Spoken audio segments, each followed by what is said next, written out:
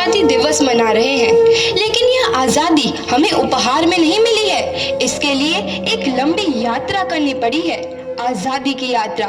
इस यात्रा में हजारों लाखों लोगों ने अपनी जान की कुर्बानी दी। 1919 जलियांवाला बाग। आज हमारी बैसाखी का दिन है, लेकिन पूरा पंजाब बैसाखी नहीं मनाएगा। हम सब बैसाखी नहीं मनाएंगे।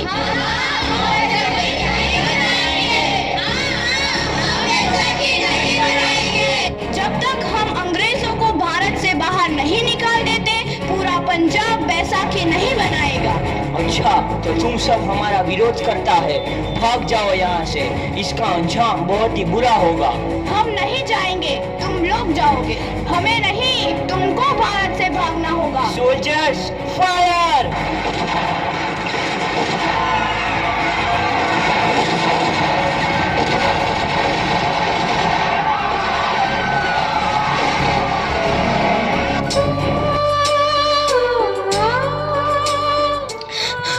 ये जमीन हमारी, ये धरती हमारी, ये खेत हमारे।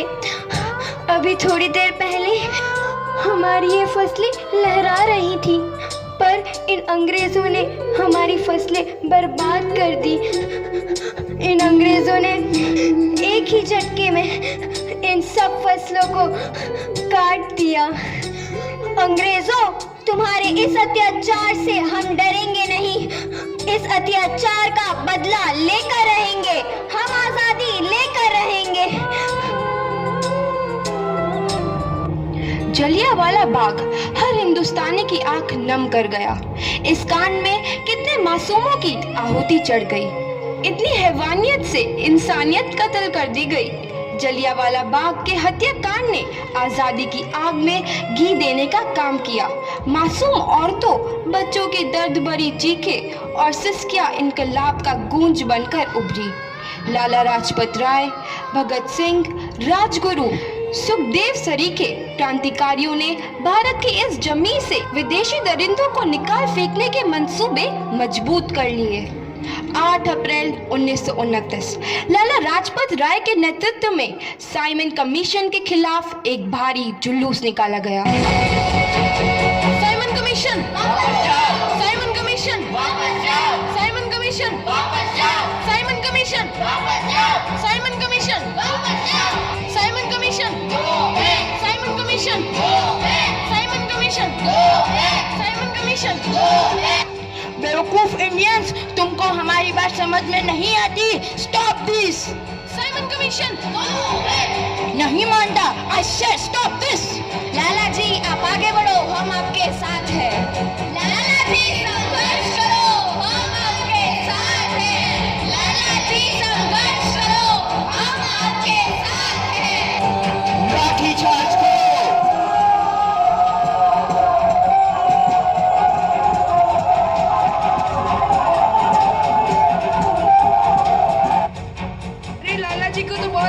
चोट लगी है, उनका सर फट गया है।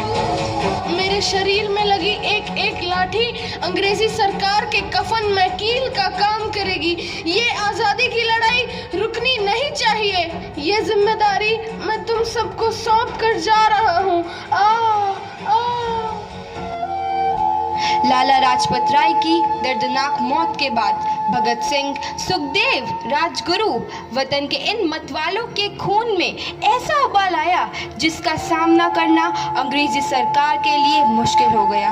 अंग्रेजों को करारा जवाब देने के लिए स्कॉट और सैंडर्स को मारने की रूपरेखा रची गई।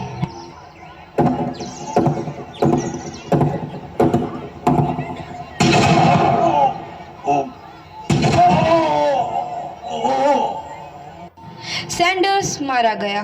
चारों तरफ तहलका मचा था। दीवारों पर लिखा था, लाला जी की मौत का बदला ले लिया गया है। भगत सिंह समेत सभी वहां से फरार हो गए। 8 अप्रैल 1929 दिल्ली में ब्रिटिश सरकार की सेंट्रल लेजिस्लेटिव असेंबली की बैठक में 2 बम धमाके की आवाज सुनाई दी।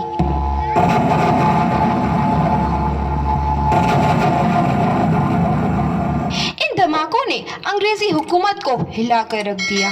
इस घटना को अंजाम देने वाले भगत सिंह, राजगुरु और सुखदेव ने अपने आप को अंग्रेजों के हवाले कर दिया। 1930 को अदालत ने अपना फैसला सुनाया। मुलजिम भगत सिंह, मुलजिम राजगुरु, मुलजिम सुखदेव को दफ़ा 121 और दफ़ा 302 के तहत ये अदालत तीनों को मुजरिम करार देती है और इस गुस्ताखी के लिए ये अदालत इन तीनों को सजाए मौत की सज़ा सुनाती है। सरफरोशी की तमन्ना अब हमारे दिल में है, देखना है जोर कितना बाजुए कातिल में है।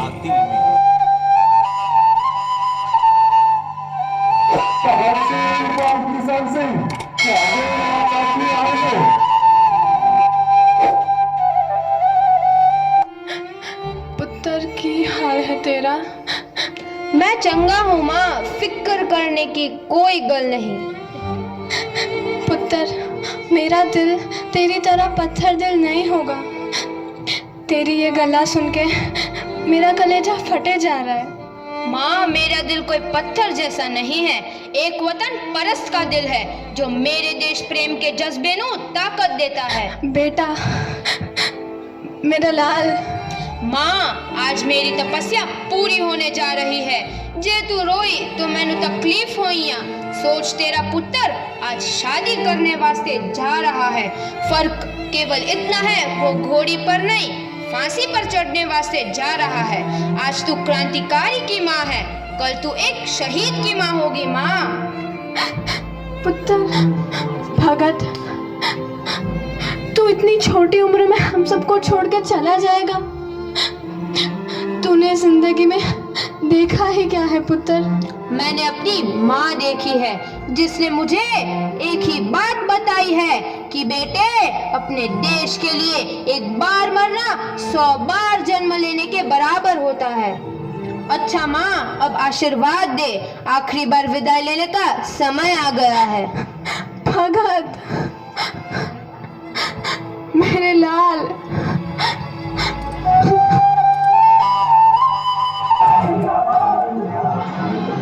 भगत सिंह, तुम्हारी कोई आखिरी ख्वाहिश? हमारे हाथ खोल दिए जाए।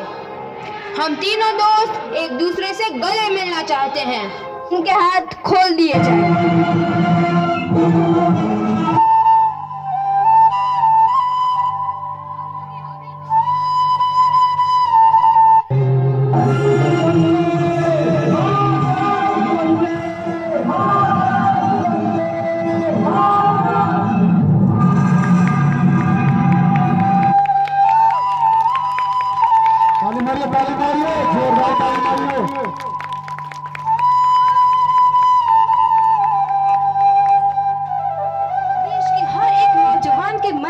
आजादी की नई उमंग हिलोरे लेने लगी। अंग्रेजों भारत छोड़ो का नारा जोर पकड़ रहा था। सबने एक आजाद भारत का सपना देखना आरंभ कर दिया था। हर कोई अपने अपने ढंग से इस महायज्ञ में अपनी आहुति दे रहा था। सुभाष चंद्र बोस, रानी लक्ष्मीबाई, तात्या टोपे और मंगल पांडे जैसे शहीदों की कुर्बानी रंग लाई। 15 अगस्त 1947 को भारत आजाद हुआ।